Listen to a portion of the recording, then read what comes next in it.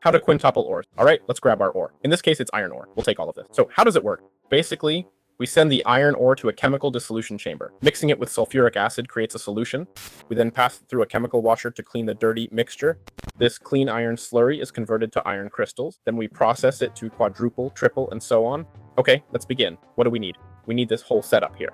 First, we'll need this electric pump. This pump will move water to a rotary condenser in a tower operation, flowing right to left. This produces water vapor. Everything runs on power. We take water vapor and send it to this chemical infuser, which uses it with a system requiring ground power and other elements. As you can see, for this machine to work, it needs another machine. This other machine taps water into an electrolyte separator, and we're mainly interested in the oxygen it produces. So we focus on the right part. We discard the rest. We don't need the hydrogen. We take the oxygen and send it directly to this chemical infuser. This chemical infuser mixes it with the output from this chemical oxidizer. The chemical oxidizer simply takes items and transforms them into chemicals using energy. And what item? Basically the one that gives us ground power. Ground power mixed with chlorhidium gives us sulfur. And that's essentially where the whole mixture comes from. Important, where do we get hydrogen chloride from? We get it from the multiplier of 4. You'll see how to do this right after this segment. We take the wiring and the hydrogen chloride used for the chemical injection chamber, but reuse it for the chemical infuser. This gives us an element we'll use in the injection chamber. We drag that same element as it produces others and bring it over here. Here, we'll simply keep adding the pole. You'll see it all together later and understand. After this mixture, we get the resulting liquid used to process iron ore.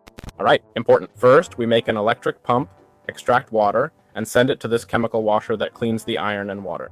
We pass this clean liquid to a chemical crystallizer, which gathers energy to clean the iron slurry. Important, once clean, we'll send the items here. As you can see, it's full now and not working.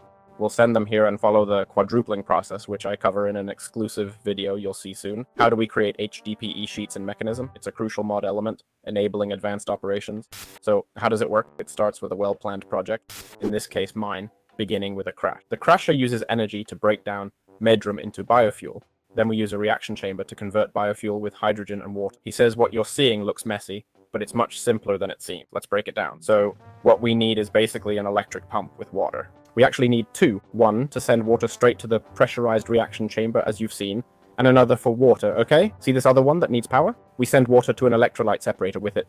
Why? Because this will split the water into oxygen and hydrogen. As you can see, we have the dumping excess activated, which is important. Then we'll take the hydrogen coming out on the left and send it back to the pressurized reaction chamber. So now we have biofuel, hydrogen, water, and the final product. How do we collect the result?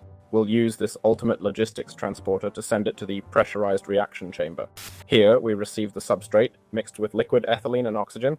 The oxygen comes from the pump we used earlier. Remember, it gave us hydrogen before, and now we're using the oxygen. And the big question, where do we get the liquid ethylene? Well, we're familiar with this reaction. In fact, I can show you. Let's see, there it is. This water, hydrogen, and biofuel reaction produces substrate and ethylene.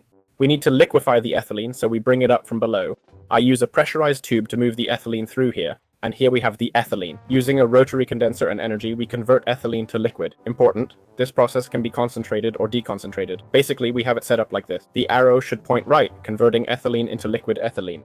With liquid ethylene, oxygen, and substrate from the final mix, we produce HDPE pellet. We then pass these through an enrichment chamber to get HDPE sheets. It's that simple. Someone asked, why are HDPE sheets useful if they're so complex to make? Well, they're for stations and advanced machines in the Mekanism mod. If you're using these, you're already quite advanced in the mod. So yeah, it's that straightforward. I hope you enjoyed this guide. It took a lot of effort, so please leave a like. I know I didn't explain 100% of the mod, as that'd be like explaining all of Minecraft, but I covered the basics so you can understand how it works. See you in future videos.